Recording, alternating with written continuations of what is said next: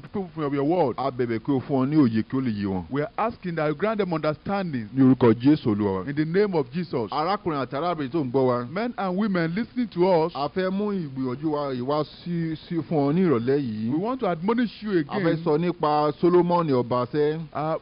We want to talk to you about Solomon the king. Ní ìwàásù tó kọjá. In the last message. A kọ́kọ́ sọ nípa bí Ọlọ́run ṣe gbé Solomoni ga. We talked to you about how God exalted Solomon. Ohun tó mú kí Ọlọ́run gbé Solomoni ga. We talked on what Solomon did. Pé ó béèrè lọ́wọ́ Ọlọ́run nígbà tí Ọlọ́run ní kí ló fẹ́ kó fún un. That he asked from the Lord. Ọlọ́run sọ pé God asked him. Ó ní òun fẹ́ ìmọ̀ àti òye. He asked from the Lord wisdom and understanding. Eléyìí láti lè máa ṣe ìdájọ́ òdodo ni. To be able to give righteous judgment. Ó sì inú Ọlọ́run sì dùn sí nǹkan tó béèrè yìí. And God was happy. Ó sọ Ọlọ́run sì sọ pé òun á fún ní ìmọ̀ àti òye àti ohun tí ò tiẹ̀ tún béèrè pàápàá. God promised him that he will give him wisdom and understanding and all those he didn't ask for. A sì sọ nípa bí Solomon ti bẹ̀rẹ̀ sí ní fi ìmọ̀ àti òye rẹ̀ ṣiṣẹ́. And we talked on how Solomon used the wisdom to give judgment. Bí ó ti ṣe ìdájọ́ òdodo fún àwọn obìnrin aṣíwó méjì kan.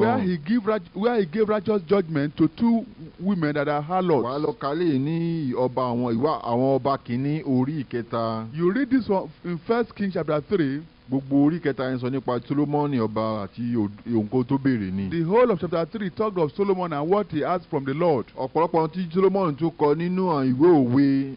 What Solomon wrote in the book of Proverbs. Àti nínú ìwé àwọn oníwàásù. And the book of the Statutes. Àti nínú àwọn orin Solomoni. And songs of Solomon. Gbogbo wọn la fi mọ̀ pé Ọlọ́run bùkún Solomon lóòótọ́. All this made us to know that God blessed Solomon indeed. Ìbéèrè tí ẹ sọ pé àwọn ọba máa ń wá láti gbogbo oríkèé gbogbo ayé láti gbà náà láti wá gbọ́ ìmọ̀ Solomoni. The Bible told us that so many kings used to come to ask for Solomon's wisdom. Bí Ọlọ́run ṣe bùkún Solomoni pẹ̀lú ọgbọ́n àti ìmọ̀ tó.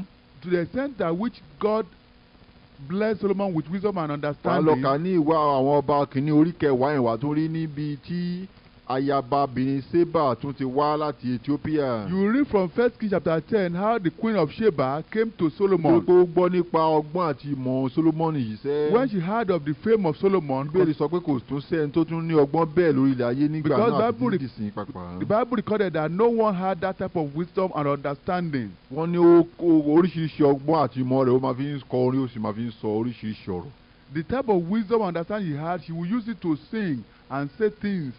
Hallelujah. Praise the Lord. Gbogbo nǹkan wọ̀nyí àti ọrọ̀ tọ́lọ̀ tún fún ó ní wúrà àti wúrà fàdákà. All these things plus the riches that God gave unto him. Bíbélì sọ gold and silver. Ní ìlú Jerusalem bíi tí Solomon ti jọ ọba yẹn wọ́n máa ń ṣa wúrà ní ilẹ̀ pàpà. The Bible said that where in Jerusalem where Solomon was king, gold was found on the ground. Pé wọ́n ṣe ní wúrà wà nílẹ̀ jàǹtìrẹrẹ tọkàn fi ṣe wà nílẹ̀. Gold was abundant and they used it to decorate the whole place. Ó dàbí òkúta lásán ni. It was like stones on the ground. Wọ́n ní fàdákà pàpà wọn ò yan ọ̀nà nìyẹn rárá. Silver too was there in abundance. Wọ́n tiẹ̀ kàyé sí. It was there in abundance. Tó pé àwọn èèyàn wọn góòlù ti pọ̀ tó bẹ́ẹ̀ gẹ́. Because they had abundance of gold. Ọlọ́run bùkún Solomoni. God blessed Solomon abundantly. Solomoni wá tún kọ́ ilé ńlá kan fún Ọlọ́run. And Solomon built a temple unto the Lord. Gbogbo wọ̀nyí ni ìbùkún tọ́lọ́run bùkún Solomoni. These were all the blessings that God gave unto him. Pẹ̀lú ọgbọ́n àti ìmọ̀ rẹ̀. Plus the wisdom and understanding. Ọlọ́run tó wá fún Solomoni ní ìsinmi àti òmìnira nígbà náà. God gave him rest. Kò tiẹ̀ sí ìjọba kankan tó fẹ́ gbógun tì í. There was no king, no nation that wanted to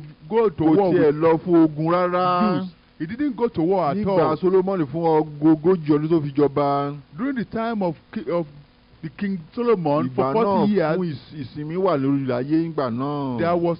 There was peace on earth. Kò sí wàhálà kò sí ogun. There was no war. Gbogbo àwọn èèyàn wọ́n wá Solomoni wá láti gbogbo orílẹ̀-èdè gbogbo. People were coming to seek for Solomon from all different lands. Láti wá béèrè fún ọgbọ́n àti ìmọ̀. To ask of wisdom and understanding from him. Àti fún kó máa dá wọn nímọ̀ràn. And counsel from him. Wà lóun ló ń dá gbogbo ayé nímọ̀ràn. He was giving counsel to the world.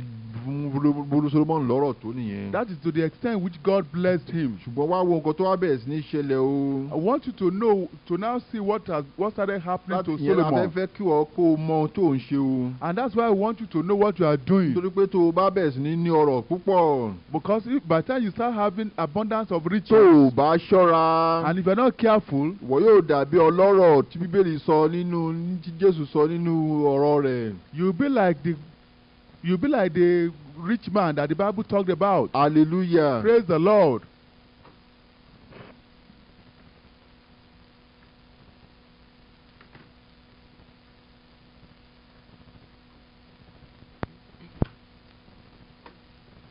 Hallelujah. Praise the Lord. bí a ṣe ń sọ lọ sẹ́ẹ̀. As we are talking, à ń sọ láti inú ìwé Kọ́ríńtì àbí ìwé àwọn ọba kìíní. we are talking from 1 Kings chapter. àwọn ọba kìíní orí kọkànlá. The 1 Kings chapter 11. orí kọkànlá rẹ̀. Chapter 11. a fẹ́ sọ nípa bí Ọlọ́run lẹ́yìn tí Ọlọ́run ti gbé Solomon ga tán sẹ́. We want to talk about when God exalted Solomon. Solomon di ọlọ́rọ̀ tó bẹ́ẹ̀ gẹ́. Solomon had riches. ṣùgbọ́n mo fẹ́ kó mọ̀ pé tó o bá jẹ́ ọlọ́rọ̀ sẹ́. But I want you to know that tọrọ rẹ bá bẹ̀rẹ̀ sí ní pọ̀ sí. if you have abundant riches, òun láti wá ṣọ́ra o. you have to be kó careful. má jẹ́ kí ọrọ̀ fà ẹ́ lọ sínú ìbínú Ọlọ́run. So that the riches will not draw you back to nítorí pé the wrath of Jésù God. sọ ìtàn kan fún wa. Because Jesus Christ told us ó a sọ nípa story ọlọ́rọ̀ kan about one rich man tí ò mọ Ọlọ́run rárá. who didn't know God. kó ń bó lórúkọ ọ̀rọ̀ ti wá ọ̀pọ̀lọpọ̀ ń bó lórúkọ ọ̀rọ̀ wọn ti wá. Some people don't know where their riches even come wọn ò from. mọ̀ pé ìgbéga Ọlọ́run ló ń fúnni ní ìgbéga. They don't know that it's the power of God that gives us riches. ìbùkún Ọlọ́run ni máa ń mú ní làpàpà. It's the blessing of God that makes us rich. láì fi làálàá kún. And others no sorrow bá to it. ọ̀pọ̀lọpọ̀ ńgbà tó bá ní ọrọ̀ yẹn. Some people when they have riches, wọ́n rò pé agbára wọn náà fi ní. they think it's by their power. wọ́n rò pé àwọn ní ọgbọ́n ju tàwọn tí wọn ò lọ́rọ̀ ní. They think they have more wisdom than the poor. ó ti o. No, it's not like Bíbélì that. fẹ́ kó mọ̀ pé. The Bible wants you to know lóòótọ́ Ọlọ́run ti dá ọgbọ́n fún ọ̀pọ̀lọpọ̀ ènìyàn. it is true that God gives people wisdom. àwọn míì lọ́gbọ́n ju àwọn míì lọ lóòótọ́. Some people have more wisdom than the others. ṣùgbọ́n tí ẹni tó bá sọ pé òun ní ọgbọ́n tó bá rò pé ọgbọ́n yẹn ó kàn wá láti inú ọpọlọ òun. See, some people think that this wisdom just comes from mo fẹ́ kó him. mọ̀ pé òun tanra rẹ̀ jẹ ni. I want you to know that this is not Ọlọ́run true. ló sì fún ẹ ní ọgbọ́n náà. It is God that gave you the Bíbélì sọ wisdom. pé Ọlọ́run rọ òjò rẹ̀ sí àwọn oore àti àwọn búburú. The Bible said that God allows the rain to fall on the wicked and the righteous. ìdí ẹ̀ tó fi jẹ́ pé èèyàn búburú lọ́run ti lè ní ohun gbogbo náà nìyẹn. That is why you can see the wicked having abundance of riches. wọ́n tiẹ̀ lè ní ọ̀pọ̀lọpọ̀ ọrọ̀ They may bẹ́ẹ̀. have riches abundantly. ṣùgbọ́n tó o bá dúró nínú ìbínú Ọlọ́run. But if you stand in the wrath of tó o God bá túbọ̀ máa jẹ́ èèyàn búburú síbẹ̀. and continue your wickedness, yóò ní pẹ́ ṣubú náà ni. then you fall very soon. àbí tó o bá tiẹ̀ sọ pé o mọ Ọlọ́run tẹ́lẹ̀. And if you say you know God tó bá before, jẹ́ kí ọrọ̀ tọ́lọ́run bẹ̀rẹ̀ sí ní fún ẹ túbọ̀ fa mójú rẹ kúrò lọ́wọ́ níwájú Ọlọ́run. and if you allow the riches that God gave you to draw you back from mo God, fẹ́ kó mọ̀ pé I want you to know inú ìbínú Ọlọ́run ló tún lọ nìyẹn. you are going to the wrath of God. torí pé o láti máa tẹ̀lé ọ̀rọ̀ Ọlọ́run. Because you must be following the word of kò sẹ́ni tó God. tóbi ju ọ̀rọ̀ Ọlọ́run lọ. There's nobody higher than the word of kò sẹ́ni God. tó tóbi ju òfin sẹ́ẹ̀. There's nobody higher than God's commandments. gbogbo ọkọ̀ tí ó ṣẹlẹ̀ sí Sólómọ́nì.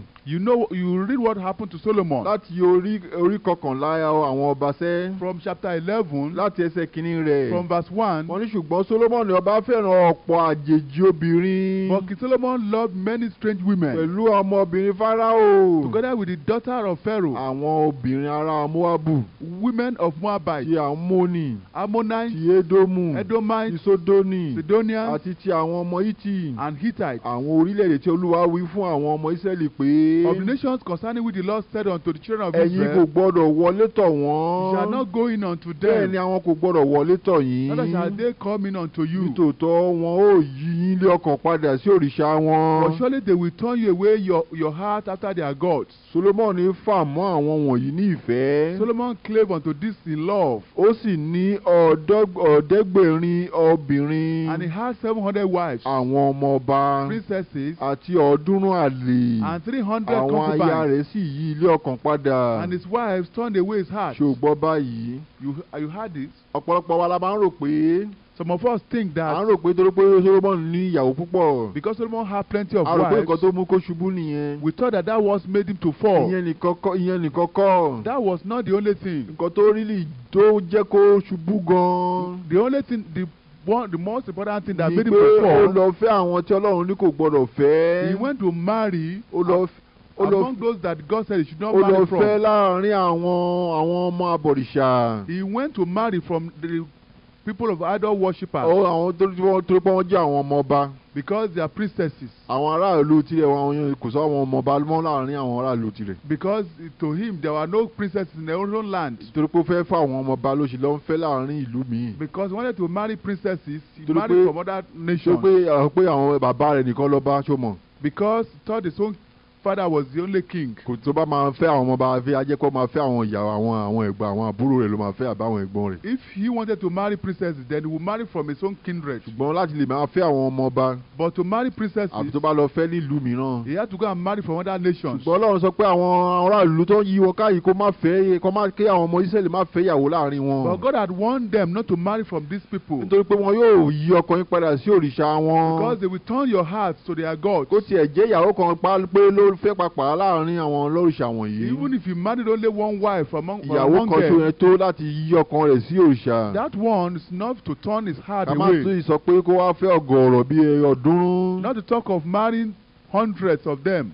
nǹkan tó fa ìṣubú Solomoni rí. That was what called Solomon's fall. ká tó máa tẹ̀síwájú sí i. We read further. ní ẹsẹ̀ ìkẹrin rẹ̀. In verse 4. ó sì ṣe. For it came to nígbà pass. tí Solomoni di arúgbó. So when Solomon was old. àwọn obìnrin rẹ̀ yí ilé ọkàn padà. That his wives turned away his heart after their other gods. ọkàn rẹ̀ kò sì ṣe déédéé pẹ̀lú Olúwa. And his heart was not perfect with the Lord. gẹ́gẹ́ bí ọkàn Dáfídì bàbá rẹ̀. As was the heart of David his father. nítorí Solomoni tọ̀ Aṣtoreti lẹ́yìn. For Solomon went after Ashtoreth. òrìṣà àwọn ará Sidoni. The goddess of the Sidonians. àti Milkomu. And after Milcom. ìríra àwọn ọmọ Amoni. The abomination of the Ammonites. Solomoni sì ṣe búburú níwájú Olúwa. And Solomon did evil in the sight of the Lord. kò sì tọ̀ Olúwa lẹ́yìn ní pípé. And went not fully after the Lord. gẹ́gẹ́ bí Dáfídì bàbá rẹ̀. As did David his father. nígbà náà ni Solomoni kọ́ ibi gíga kan fún Kémóṣì. Then the Solomon built an high place for ìríra Moabu. The abomination of Moab. lórí òkè tí ń bẹ níwájú Jerusalemu. In the hill that is before Jerusalem. àrí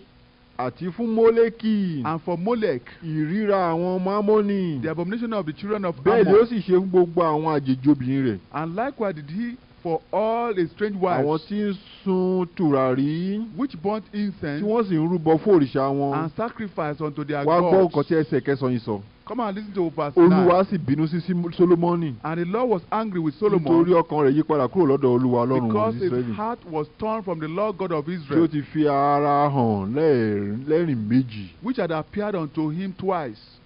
tí ó sì pàṣẹ fún un nítorí nǹkan yìí pé. And had commanded him kí ó concerning má this ṣe thing, tọ̀ àwọn òrìṣà lẹ́yìn. that should not go after other gods. ṣùgbọ́n kò pa èyí tí Ọlọ́run Olúwa fi àṣẹ fún un mọ́. But he kept not that which the Lord commanded him. alákùnrin àtàrábìnrin tó ń gbọ́ mi. Men and women tó gbọ́ngàn tí listening, a sọ sẹ́. you heard what we read. ìgbéraga máa ń ṣíwájú ìparun gbà mìíràn. Pride goes before a fall. Ọlọ́run bá gbé ẹ ga. When God exalted má you, jẹ́ kí ìgbéraga bà lé ẹ. don't let the pride mo fall on you. mo fẹ́ sọ nípa ìtàn ọlọ́rọ̀ tí Jésù sọ fún wa sẹ́. Well, I want to tell you about the rich man that ọlọ́rọ̀ did tí ò not mọ know God. Ọlọ́run. The rich man that didn't know God. Ọlọ́run ló sì máa ń fún èèyàn ní ọrọ̀ sẹ́. It's God that gives people wealth. ọlọ́rọ̀ yóò mọ Ọlọ́run sẹ́. This rich man did not know God. wọ́n ní alágbe kan tẹ̀ tó máa ń dúró síwájú rẹ̀. A poor man used to come before sẹ́nu him, lẹ́kúnlé rẹ̀. before at his doorpost. ṣùgbọ́n nígbà tí wọn ò ní fún alágbe lóúnjẹ síbẹ̀. But he would not give this poor ó man. fẹ́ kí èrúnú tó ń bọ́ láti tábìlì ọlọ́rọ̀ yìí máa fi bọ́ òun náà ni.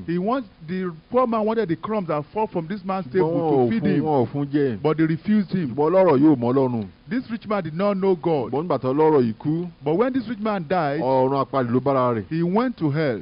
alágbe náà kú. The poor man died. alágbe sì lọ sí paradíṣe. This poor man died and went to ìwọ heaven. náà ti mọ ìtàn yìí nínú ìgbà tí Jésù sọ fún wa. You know this story because the Bible recorded ó it. ti wá kọjá jù fún ọlọ́rọ̀ náà o. It was too late for the rich man. kò lè padà wá sáyé láti wá máa sọ fáwọn àbúrò rẹ̀ mọ́. He could not come back again to ó this tiẹ̀ ń world. wá omi kó kí alágbe wa máa fóun lómi. He even wanted this poor man in heaven. alágbe tá à ń come pè and put water in Lásárù. his mouth. This ó Lazarus. ní kí Abraham bàbá kó ran alágbe yìí sóhun. This rich man requested that Abraham should send this poor man to him. ṣùgbọ́n kò ṣeé ṣe. But it was not possible. Jésù sọ kínní kan fún àwọn ènìyàn. Jesus Christ said something to us. ó ní a máa ṣòro fún ọlọ́rọ̀ kan láti wọnú ìjọba Ọlọ́run. He said it's hard for one rich man to enter the kingdom of heaven. nítorí kí ni ọ̀pọ̀lọpọ̀ ló máa ń jẹ́ kọ́rọ̀ wọn jọba lórí àwọn ni. Because a lot of people allow their wealth to rule them. mo fẹ́ kó mọ̀ pé I want you to know, tó o bá ní ọrọ̀ if you have o sì riches, lè lò fọ́lọ́run. you can use it for torí pé àwọn God. ọmọlẹ́yìn Kristi níjọ́ náà wọ́n béèrè lọ́wọ́ rẹ̀.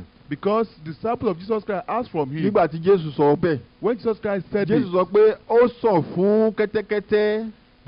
Jesus Christ said it is easier for ó ní the horse, ó ti rọrùn fún ràkúnmí pàpà for the ass láti wọ ojú abẹ́rẹ́ to go through the needle's eye ju kí ọlọ́rọ̀ lè wọ ìjọba than for Ọlọ́run. one rich man to enter the kingdom of heaven. ẹnu ya gbogbo àwọn ọmọlẹ́yìn Kristi. The disciples were surprised. wọ́n ní ta ló wá máa rí ìgbàlà. Then they asked him, who then can be saved? bó Jésù dáhùn lóhùn But wípé Jesus answered them, ohun tó ṣòro ní ojú ènìyàn said, what is hard for kò men ṣòro níwájú Ọlọ́run. is easy for God. arákùnrin àtàrábìnrin tó ń gbọ́ mi. Men and women listening to o lè us, ní ọrọ̀ sẹ́. you may have riches. ọrọ̀ yẹn kò yẹ kó fà ẹ́ lọ sínú náà. The wealth should not drag you back to hell. kò yẹ kí ọrọ̀ yẹn fà lọ sínú ọ̀run àpáàdì. The wealth shouldn't drag you back to tó the o kingdom bá of fi hell. ọrọ̀ rẹ mọ Ọlọ́run. If you allow your riches, if you know God with your riches, ọ̀pọ̀lọpọ̀ wúndíá ló wà. there are many wise people. àwọn wúndíá sẹ́. There are some young ladies. tó yẹ pé wọ́n rẹwà tó bẹ́ẹ̀ They gẹ́. are so beautiful. ọ̀pọ̀lọpọ̀ wọn ìwà wọn náà máa jẹ́ kó gbé wọn lọ sínú àgbèrè. They allow their beauty to drive back to o fornication. mọ̀ pé Ọlọ́run ló fún ni ní ẹwà. They don't know that same God that gives kò them yẹ that kí beauty. ohun tó Ọlọ́run fún ẹ kò yẹ kó jẹ́ kó nǹkan náà tún fà ẹ́ lọ sínú You don't náà. allow what God gave you to draw you back to hell. Ọlọ́run ò fún ẹ ní nǹkan yẹn pé láti pa ẹ́. God didn't give you that thing to destroy you. Bíbélì sọ pé The Bible said, ìbùkún Ọlọ́run máa ń mú ni là láì fi làálàá kún ni. it's the blessing of God that makes us rich and added no sorrow tó o to bá it. ní ọgbọ́n ni. If you have wisdom, àwọn ọlọ́gbọ́n Bíbélì àwọn olówe kan tó máa ń sọ òwe kan. some people used to make one proverb wọ́n ní ogun àgbọ́tẹ́lẹ̀ wọ́n ní kì í pa arọ. that to be forewarned is to be forearmed. wọ́n ní àwọn èèyàn tó wá sọ pé ìgbà arọ tó bá gbọ́n ni o. That is for one lame man that is wise. ẹni tó bá gbọ́n ni. A tó o wise bá lame jẹ́ man. kí ọgbọ́n rẹ kó mú ẹ wá sí ọ̀dọ̀ Ọlọ́run. That's if you allow your wisdom to kó bring you mú to kí God. ọgbọ́n rẹ kó mú ẹ tẹ̀lé Jésù lẹ́yìn. If you allow your wisdom to make you to follow Christ. ọ̀pọ̀lọpọ̀ náà ti lọ sí ilé ìwé gíga jàǹkànjàǹkàn. Some people have gone to high schools. wọ́n sì ti lọ sí yunifásitì. And they've been to the wọ́n sì university. bí àwa náà ṣe lọ sí yunifásitì là ń sọ fún ẹ yìí o. Just as we have àwa attended náà lọ sí university, yunifásitì bẹ́ẹ̀ náà ṣe lọ yẹn. we too have attended ṣùgbọ́n a fi university. nǹkan tá a kọ́ yunifásitì yẹn a fi mọ Ọlọ́run. But whatever we learned, we use it for God. ọ̀pọ̀lọpọ̀ ń rò pé yunifásitì yẹn kọ́ wọn ní ọ̀rọ̀ ẹ̀kọ́ òdì. Some people think that university education makes you not to know what is wọ́n rò right. pé kò sọ Ọlọ́run mọ́. They say that there is no God orí again. wọn ló dàrú. They don't know what they are doing. orí wọn ló dàrú sẹ́. Their head is turned. mo fẹ́ kó mọ̀ pé I want you to tó o know, bá gbójú rẹ sí ọ̀run tó o rí àwọn ìràwọ̀ òkè yẹn. if you look up and look at the sky, àwọn olómọ̀wé gan ló sọ fún wa pé. the people that are the learned people wọ́n tell sọ us pé bí ìràwọ̀ ṣe pọ̀ tó jàǹtìrẹrẹ that yẹn. you see stars in heaven. bí ọ̀run ṣe pọ̀ tó bẹ́ẹ̀ gẹ́gẹ́ nìyẹn. That is how the heavens wọ́n ní is laid orí out. ilẹ̀ táwa dúró sórí rẹ̀ yìí sẹ́. This earth that we are in, kò wọ́n ní àkàndá bí omi kíkíní kan nínú gàgàdù omi ni. we are like a drop in the bucket. hallelujah. Praise the ìyẹn Lord. ni pé bí àwa ṣe wà lórí ilẹ̀ ayé yìí sẹ́. As we are in this world, tá a rò pé kò sí nǹkan míì mọ́. and we think there is no à other ń tanra planet, wa jẹ ní. we are just deceiving bí ọ̀run ourselves. ṣe pọ̀ jàǹtìrẹrẹ yẹn. As we have the whole heaven is ọ̀run laid yẹn kò out, kàn lè jó fìfo lásán. it's not empty. ó ti tóbi ju nǹkan tó máa jó fìfo lọ. It's so large, Ọlọ́run sì sọ pé òun ló dá ọ̀run òun ló sì dá orí ilẹ̀ ayé and God yìí. created heaven and báwo ló earth. ṣe máa gbójú rẹ sókè wo ọ̀run. And how will you look up tó máa rí bọ́ọ̀run ṣe pọ̀ tó bẹ́ẹ̀ and gẹ́gẹ́. see the whole sky tó máa lanu gbogbo kò sọ lọ́run. and just declare that o rò there is no pé àwọn God? ọ̀run yẹn kò wà ń bẹ̀ láwùrọ̀ fìfo. Those things are not just there by themselves. ọpọlọ ń tọ̀ ní òpè ló máa ṣe rò bẹ́ẹ̀. Then you know that you are not wise. tó bá ronú gan. If you think ó yẹ kó deeply, mọ̀ pé Ọlọ́run wà. you know that there is ká God. ní lóòótọ́ nǹkan tó lọ kà ní yunifásitì yẹn o fẹ́ fi lò ó. If you want to use the education you tó o learn, bá fẹ́ ronú rẹ̀. you want to think about it, àmọ́ pé Ọlọ́run wà. you know that there is àní God. mi mo ṣe iṣẹ́ kan ní yunifásitì níjọ́ kan. I did one job in the university. mo ka ìwé kan níjọ́ kan. I read one book in the school. nínú kọ̀mpútà tí nǹkan tá à ń pè ní kọ̀mpútà yẹn. In one computer, a bẹ̀rẹ̀ sí ní kọ ọ̀ nípa bí àwa ènìyàn ṣe lè ṣe nǹkan tá à ń pè ní ròbọ́ọ̀tì. I was just thinking, we were just trying to A see fẹ́- how we can manufacture a robot. a fẹ́ ṣe máṣíìnì kan tó máa ṣiṣẹ́ bí ènìyàn. We want to manufacture a machine that a will bẹ̀rẹ̀ sí ní operate like a man. à ń ṣe máṣíìnì yẹn tí ó pé a lè máa a lè ní ọgbọ́n bí ènìyàn. We are working on the machine so that we can have wisdom of man. Nígbà tá a bẹ̀rẹ̀ sí ní wòye rẹ̀. When we observe this, tá a bẹ̀rẹ̀ sí ní wo bó ṣe nǹkan tó tá a máa nílò láti ṣe kó tó lè ṣiṣẹ́ bí ènìyàn bẹ́ẹ̀. When we started looking at what we can use to make it look like that, a bẹ̀rẹ̀ sí ní wo nǹkan tí ènìyàn ní nínú rẹ̀. then we started studying what man has. a bẹ̀rẹ̀ sí ní wo bí ènìyàn ṣe ní ọgbọ́n àti ìmọ̀ tó. Consider how man has wisdom and understanding. láti lè mú máṣíìnì náà láti lè ní ọwọ́ bí ènìyàn lásán, ọwọ́ lásán. We wanted to make the machine to have human hands. pé kó lè máa fọwọ́ náà di nǹkan mú. so that it can be able to hold objects. a rí i pé ròbọ́ọ̀tì yìí sẹ́. we found out that this robot á máa nira káwa èèyàn tó lè ṣe. could not do it. a rí i pé ó máa nira. we know it will be difficult for us to do it. ọ̀pọ̀lọpọ̀ ọdún la máa lò láti lè kọ irú ọ̀rọ̀ bẹ́ẹ̀ láti lè mú kí ròbọ́ọ̀tì ṣiṣẹ́. we found out that it will take us years to manufacture the robot that could do that. wàá wo nǹkan tí Ọlọ́run ti dá sí inú ènìyàn. and I want you to consider what God has ọmọ done. kékeré tí ò tiẹ̀ lè sọ̀rọ̀. that even a small child that cannot talk. abẹ́sí lè gbé ọwọ́ rẹ̀. could lift his hand. abẹ́sí lè mú bọ́ọ̀lù. and could hold objects like ball. abẹ́sí lè wo jíká. and could move around. abẹ́sí lè yí ọrùn rẹ̀ síbi tó bá fẹ́. and could turn his head whichever way he wants. ọ̀run tọ́lọ́run ti dá sínú ọpọlọ mà tóbi. this is what God has done. àwọn tó bá jẹ́ ọlọ́mọ̀jìnlẹ̀ bẹ́ẹ̀ tán bá bẹ̀rẹ̀ sí ní ronú. people who have read deeply. nígbà tá a bẹ̀rẹ̀ sí ní ronú àmọ̀pọ̀ Ọlọ́run wà lóòótọ́. when we started thinking we know that there is God. nígbà tá a bẹ̀rẹ̀ sí ní wo pé ọpọlọ tiwa ìta fẹ́ fi ṣe irú nǹkan bẹ́ẹ̀. when we know that even our own wisdom that we want to use to manufacture that. ta fẹ́ fi ṣe irú machine tó máa lè ronú bẹ́ẹ̀. to manufacture such machine that could do perform operation. we found out that it's very difficult to do. a rí pé ọ̀pọ̀lọpọ̀ ọdún ló máa gbà wá. we know it will take us years. ìyẹn ta fi mọ̀ pé Ọlọ́run wà lóòótọ́ nìyẹn. that is how we know that there is God. Ọlọ́run ló dá àwa ènìyàn sórí ayé iṣẹ́. and we know it's God that created us on this earth. rabata tó wà lójú ọ̀run wọ̀nyẹn. and these mountains that you can see. ànígbà tí àwọn tó ń pè ní astronaut ní Amẹ́ríkà. when the astronauts in America. tó lọ sí òṣùpá lọ́run. went to the moon. nígbà tó ti òṣùpá wo ayé. from the moon when they beheld the world. wọ́n rí i pé ayé náà ń ṣe ayé náà dúró sínú afẹ́fẹ́. they saw that the earth was in the air. ayé kan dúró bí òkúta rabata náà ni. the earth was just like one big stone. bẹ́ẹ̀ gẹ́gẹ́ ni òṣùpá náà dúró bí òkúta rabata lókè lọ́run. and the moon was just like a big stone. ìyẹn ni pé gbogbo wa kàn dúró sínú afẹ́fẹ́ bẹ́ẹ̀. we were just suspended in the space. gbogbo wa bá a ṣe pọ̀ tó a sì kọlura wa. and we are not colliding. gbogbo ayé rabata bẹ́ẹ̀ wọn ò kọlura. and with these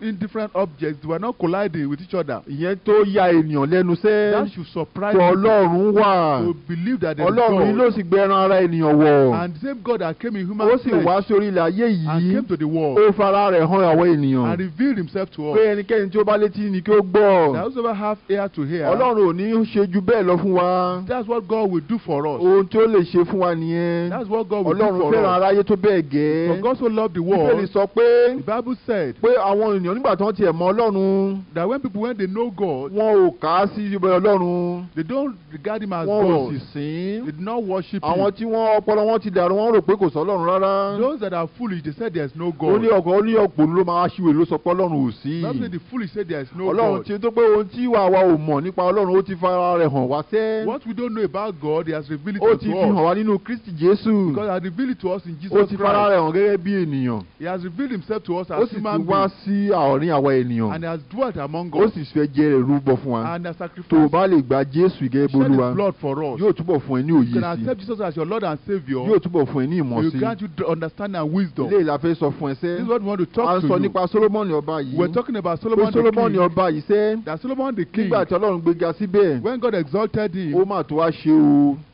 it was a pity. ó túbọ̀ tó wá tún gbéraga jù. he became proud. ó gbàgbé Ọlọ́run náà. and he forgot his God. ó jẹ́ kí ọ̀pọ̀lọpọ̀ ọrọ̀ rẹ̀. he allowed his riches. kó jẹ́ kó jó òun ṣìnà kúrò níwájú Ọlọ́run. to remove his eyes from God. nítorí ọrọ̀ tó ní ló ṣe ń fẹ́ máa fẹ́ àwọn ọmọ ọba. because of his abundant riches.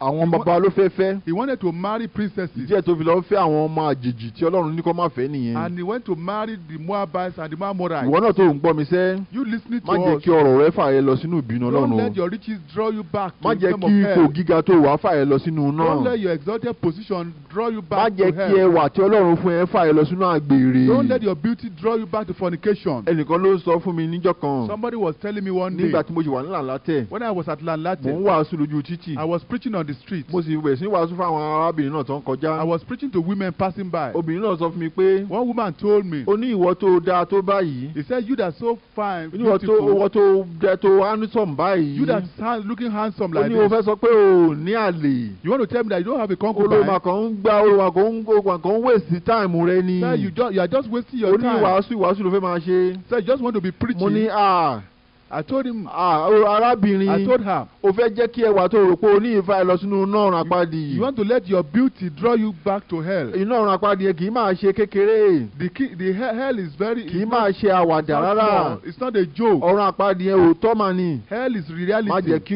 ẹwà rẹ fà ẹ lọ sínú náà. Don't let this your beauty draw you back to hell. má jẹ́ kí ẹwà rẹ fà ẹ lọ sínú náà adágún náà yìí sẹ́. Don't let your beauty draw you to the lake of fire. má sọ pé ó dìgbà tá a bá kú. Don't say when it's until you die. àní ikú náà ti fẹ́ súnmọ́dílé fún ọ̀pọ̀lọpọ̀ nísìnyí. Death is near to torí pé ìgbẹ̀yìn ayé fẹ́rẹ̀ dé. Because the end of the world is come. ogun àgbáyé yóò bẹ̀rẹ̀ sílẹ̀ láìpẹ́ yìí. And the end of the war at the end of the world is coming soon. ogun àgbáyé tó máa pa ọ̀pọ̀lọpọ̀ ti fẹ́rẹ̀ dé tán. The war that will destroy the whole world is coming. bọ́ǹbù ńlá láwọn èèyàn ti ní nísìnyí. All the bombs that have been manufactured. tó fẹ́rẹ̀ payé tán tó lè payé rẹ ó ti fẹ́rẹ̀ bẹ̀rẹ̀. That can destroy the whole world is here. ìjẹta fi ní kó tètè wá gba Jésù nìyẹn. That's why we are asking to come and accept ìgbẹ̀yìn ayé Jesus as your Lord and Saviour. Jésù padà bọ̀. Jesus Christ is coming. ǹjẹ́ o fẹ́ ní ìpinnu ìjọba Ọlọ́run tó ń bọ̀? You want to have a part in the kingdom of God? má jẹ́ kí ẹwà àbí owó àbí ọrọ̀ rẹ fà ẹ́ sínú náà. Don't let beauty or riches or anything draw you back to má hell. jẹ́ kí ìwé gíga tó lọ kà má jẹ́ kó fà ẹ́ lọ sínú adágún náà. Don't let your much knowledge draw you back to hell. Jésù Kristi sọ pé èmi ni ọ̀nà. Jesus Christ said, I'm the way, òtítọ́ àti ìyè. the truth and the life. kò sẹ́ni tó lè wá sí ọ̀dọ̀ Baba. No one can come to the Father bí kò ṣe nípasẹ̀ mi. except by me. má sọ pé ẹ̀sìn tirẹ̀ ó máa fà ẹ́ má jẹ́ pé ẹ̀sìn tirẹ̀ lè mú ẹ lé ìjọba Ọlọ́run o. Don't believe that your religion can take you to heaven. ọ̀gbẹ́ni kan ló ń sọ fún mi sẹ́. One man was telling me. ó ní bóyá torí pé mi ò ka kéwú yẹn débi tán ka dé. He said maybe because I didn't read my Quran very well. ó ní díẹ̀ tí mo fi mọ̀ pé. That's why I didn't know. ẹ̀sìn tòun náà ló ìgbà òun nìyẹn. That the Muslim religion can save arákùnrin àti arábìnrin. men and women. kò sí ẹ̀sìn mìíràn tó lè gba ènìyàn níṣẹ́. There's no religion that can Jésù save. sọ pé. Jesus Christ nípa said. ṣíṣe iṣẹ́ rere wọ̀nyẹn. By works. kò sí ẹni tó lè tẹ́ Ọlọ́run lọ́rùn. No one can be saved. a ní láti tún ènìyàn bí ni. You must be born again. o ní láti wá jẹ nínú ẹran ara àti ẹ̀jẹ̀ Jésù. You must come and partake of flesh of Son of God. ẹ̀jẹ̀ Jésù yẹn ló ń wẹ ní mọ́kòrò ẹ̀ṣẹ̀. Cleanses us from all sins. sins. pé kákò máa fi wọn ní òfin. Just to give commandments. kò sẹ́ni tó lè ṣe é. Nobody can do it. a nílò agbára. We need the power of God. agbára ẹ̀mí mọ́ ni Jésù sì ń fi fún àwa ènìyàn. It's the power of the Holy Ghost that agbára ẹ̀mí mọ́ ni ló lè mú ni ṣe ìfẹ́ Ọlọ́run. It's the power of the Holy Ghost that makes you do the eléyìí will ni of Jésù sọ God. pé. This is what Jesus Christ said. agbára yìí ló ń sọ ní di àtúnbí. This is the power that makes ní you be born Jòhánù again. orí kìíní. In John chapter 1. ẹsẹ̀ ìkejìlá rẹ̀ sẹ́. Verse 12. Bíbélì sọ pé. Bible said. iye àwọn tó gba Jésù yìí sẹ́. As many as believe on him. ni ó fún ní agbára yìí. To them gave you power. láti di ọmọ Ọlọ́run. To become sons of Jésù God. Kristi ló ń sọ ní di ọmọ Ọlọ́run. It's Jesus Christ that make you children of God. kí ni jẹ́ pé kéèyàn di ọmọ Ọlọ́run. How can you become a child of God? God? gbà pé àníká yí ọlọ́kùnrin padà kó lè máa ṣe ìfẹ́ Ọlọ́run ní sẹ́. That you can be converted to do the will of tí God. Jésù bá fún ẹlẹ́mìí mọ́ yìí. When Jesus Christ gives you Jésù the bá Holy gbé inú rẹ̀ Spirit. sẹ́. When Jesus is living ìwọ in yóò lè you. ṣe ìfẹ́ Ọlọ́run. Then you can do the will of àwọn God. ọmọ Ọlọ́run nìyẹn. Those are the children of Bíbélì sọ God. pé. Because the Bible says. irú Ọlọ́run ń gbé nínú wọn. Because the seed of God dwells in wọn kì í them. lè dẹ́ṣẹ̀. And they cannot sin. nítorí pé a ti bí wọn nípa ti Because Ọlọ́run. they are born of God. ilé ìlú àní Jòhánù kìíní orí kẹta. This is 1 John chapter 3. láti ẹsẹ̀ ìkẹfà dídé ìkẹsàn rẹ̀. From verse 6 to verse 9. Jésù Kristi ló ń sọ ní di ọmọ Ọlọ́run It's bẹ́ẹ̀. Jesus Christ that makes you child Jésù of fẹ́ God. sọ̀rọ̀ náà dọ̀mọ́ Ọlọ́run Jesus lónìí. wants to become a ó child fẹ́ of fún God. ẹlẹ́mìí mímọ́ tirẹ̀. He wants to give you the Holy tí wọ́n kì Spirit. yóò fi gbéraga mọ́. So that you won't be proud tí wọ́n again. kì yóò kì jẹ́ kí ọrọ̀ rẹ fà lọ sínú So náà. that you won't allow your riches to tó draw o you to bá ní ọrọ̀ hell. wàá lè fi máa lò fún Jésù That you Kristi. use your riches for Christ. mo máa gbẹ́ni kan o. I know one man. tó sọ pé òun náà ní ọrọ̀ o. He said he has gbọ́ ọrọ̀ riches. tirẹ̀. But his riches. ẹ̀sìn ló lọ́wọ́ fi lọ kọ́ mọ́ṣáláṣí àti ṣọ́ọ̀ṣì fáwọn He ọ̀pọ̀lọpọ̀. used it to build mosques and churches for people. ó nù pé ìgbà tó ń bá ti ń ṣe yẹn. He thought by doing òun that. ló máa ń fi ọrọ̀ òun ṣe wá ìjọba Ọlọ́run He will ni. use his riches to look for the kingdom of ṣùgbọ́n ó sì God. ń ṣàgbèrè. But he's still fornicating. ó sì ń ṣe àbẹ̀tẹ́lẹ̀. He takes bribes. ọ̀pọ̀lọpọ̀ nǹkan bẹ́ẹ̀ wọ̀nyẹn ló máa fà ẹ́ lọ sínú náà. All those things will take you to hellfire. o ò lè fi ọrọ̀ rẹ ra ìjọba Ọlọ́run. You can't use your riches to buy the Ọlọ́run ní kingdom kó of God. kọ́kọ́ wá ìjọba Ọlọ́run náà. God says you seek first the kó kingdom of kọ́kọ́ God. jẹ́ kí Jésù wá yí ẹ lọ́kàn padà. Let Jesus Christ change your heart. gbọ́ nǹkan tí Jésù sọ fún ọlọ́rọ̀ kan tó tọ̀ wá. Listen to what Jesus Christ told one Ọlọ́run náà man wá that sí came to ọ̀dọ̀ him. Jésù Kristi. The rich man that came to Jesus ó ní Christ. olùkọ́ ni. He said, kí Master, lèmi lè jẹ́ kí lè wọ ìjọba what Ọlọ́run. can I do that may Jésù be sọ the pé kingdom of God? ó ní kó lọ ta gbogbo ohun tí ó ní. Jesus Christ told him that he should go and sell all that he had kó fún alágbe. and give it to the kó poor sì wá máa tọ̀ ọ́ lẹ́yìn. and come and follow me. hallelujah. Praise the mo Lord. fẹ́ kó mọ̀ pé I want you to know Jésù kọ́kọ́ sọ fọlọ́rọ̀ náà. Jesus Christ told him ó ní kó lọ first máa pa òfin wọ̀nyẹn mọ́. that you first keep keep the law. ó ní ìwo nínú àwọn òfin wọ̀nyẹn. He said, which of the ó commandments? ní má ṣe pànìyàn, má ṣe jalè, má ṣe ṣì, má He ṣe said, ṣe don't òun. kill, don't steal, don't do ó ní this. gbogbo nǹkan wọ̀nyí lòun ti ṣe láti ìgbà tó a ti bí òun. The rich man told Jesus that he has been doing all this since he was arákùnrin born. àti arábìnrin. Men and women. ṣùgbọ́n ọlọ́rọ̀ ọgbọ́n nìyẹn sì mọ̀ pé But that man knew òun ò tí ì ní ìpín ìjọba Ọlọ́run náà that síbẹ̀. he knew he has no Ìyẹn ni part pé with God. That is, nípa ṣíṣe òfin wọ̀nyẹn sẹ́, by keeping the o law, ò lè dé ìjọba Ọlọ́run. you cannot get to the O ò kingdom lè of tẹ́ God. Ọlọ́run lọ́rùn. You cannot please God. Ọlọ́run ìdí ètò Ọlọ́run fi sọ pé That's why this rich kí ló man, tún kù kóun ṣe, òun ti pa gbogbo òfin wọ̀nyẹn mọ́. what else can I do? Jésù wá sọ fún pé And Jesus Christ lọ told ta him, gbogbo ọrọ̀ tó ní go wọ̀nyẹn, and sell all that you kó have, fún àwọn aláìní, give to the kó poor, sì wá máa tọ̀ ọ́n and then lẹ́yìn. come and follow me. Bíbélì sọ pé The Bible ìṣe said, ni ọlọ́rọ̀ yẹn lọ nínú ìrònú bìnújẹ́. the man went away sorrowful. Inú ó bànújẹ́ púpọ̀ He was púpọ̀ sorrowful nítorí pé ó ní ọ̀pọ̀lọpọ̀ ọrọ̀. because he had abundance of Jésù wá sọ riches. pé And Jesus Christ a nira said, fáwọn tó gbẹ́kẹ̀lé ọrọ̀ it sẹ́ẹ̀ will be hard for those láti lè wọ ìjọba that Ọlọ́run. have plenty of riches to enter the kingdom of Má jẹ́ God. kí ọrọ̀ rẹ ló fa ìlọsínú náà. Don't let your Wá wealth fi take to ọkàn rẹ go fún Jésù hell. Kristi. Come and give your heart to Yóò wá Jesus fún ẹ ní Christ. ọgbọ́n láti lè máa lo ọrọ̀ rẹ ní ọ̀nà tó dáa. Grant you wisdom and understanding to use your Hallelujah. wealth wisely. A fẹ́ gbàdúrà fún ẹ. I want to pray Wá for you. tẹríba. Come and Wá bow sọ down. tẹ̀lé wá sẹ́yìn. Come and say Sọ after pé all, Jésù ọmọ Ọlọ́run, Jesus má Christ, Son jẹ́ of wọ náà. God, don't let me Mo enter gbà ẹ́ hellfire. gbọ́. I believe Wọ́n on máa you. gbénu ọkàn mi. Come and live Fún mi in lẹ́mìí me. mímọ́ rẹ. Grant me the Holy Kí n lè Spirit. máa ṣe ìfẹ́ rẹ. Do your will. Àmín. Amen. Jésù ọmọ Ọlọ́run. Lord Jesus, Àgbàdo àfúngbò àtọ́ ń we gbọ́ pray for this iṣẹ́. one Wọ́n fọwọ́ listening. kàn wọ́n lénìí. Come and lay your Jẹ́ hands kí on òye yé them. wọn. Let them have Jẹ́ kí wọ́n lè understanding. ronú pìwàdà Let them lénìí. repent. Wọ́n lè máa ṣe ìfẹ́ I Ọlọ́run. mean, do your will. Àmín. Amen. Wá kọ̀rẹ́tà sí wa. Come and write to us. Write to Evangelist Julius Ade, Gospel Distribution Ministry. If you have access to the internet, our web address is www.gospeldistribution.org. You have to spell that one out, gospeldistribution.org. Gospel distribution is one word. www.gospeldistribution.org. And you can send us email on the internet. Our email address is webmaster@gospeldistribution.org. webmaster@gospeldistribution.org. And you can also read all our literature on the internet freely. God bless you.